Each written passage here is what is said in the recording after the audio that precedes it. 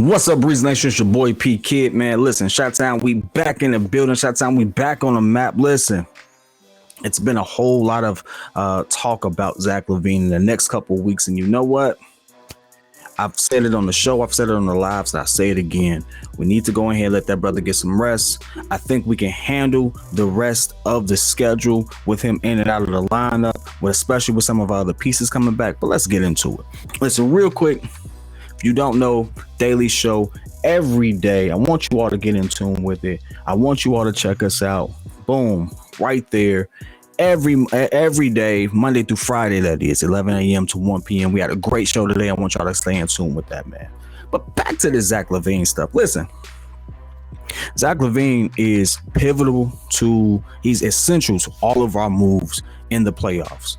But if he's not healthy, if he's not comfortable, if he doesn't have time to rest, it's not gonna bode well for us moving into the playoffs. Listen, I didn't root this hard and call every game or every other game with Pat just for us to have a first round exit. Doesn't make sense. It's not what you all want as fans. It's not what we want as those who supported through the breeze. It's just not what the fans deserve. But more importantly, it's not what Zach deserves. His first time in the playoffs with a starting role at that. Being able to actually contribute the way that he can, I would not want that. It would totally suck from a mental perspective, to have him go through that. And so I want the best for him, sincerely. But the best for him right now may be let's limit his time now to have the best opportunity to take advantage of that. Now, here are two reasons why that could actually work out. Realistically, with the return of Alex Caruso, that type of production, it may not be 25 points, but he affects the game so much. And the ascendance of Ayo along with him gives us so much on that end. It kind of gives you a little leeway to be like, yeah, maybe we can weather this particular storm. Lean a little bit more on Vooch, lean a little bit more on DeMar. We have Ayo coming into his own. That 12 points right there, increasing his opportunities. I mean, the man had 4 steals, filling up the stat line on the defensive end and stuff like that. So even when we go through scoring droughts, he absolutely keeps us in the game. Because guess what? While we went through scoring droughts, the Cavs went through scoring droughts. And I know they've been up and down on their things as of late. They've been dropping as of late, but they're still a really good team.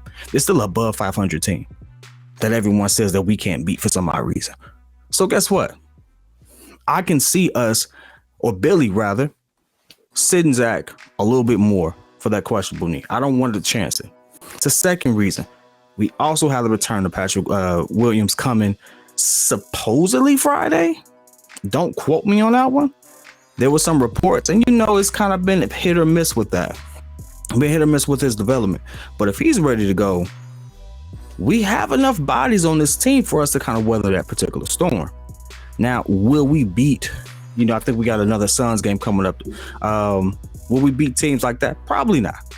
But you know what? We're not trying to sit there and win every single game. We're trying to win most of them. And there's some games that we can expect to drop while we deal with some personnel issues.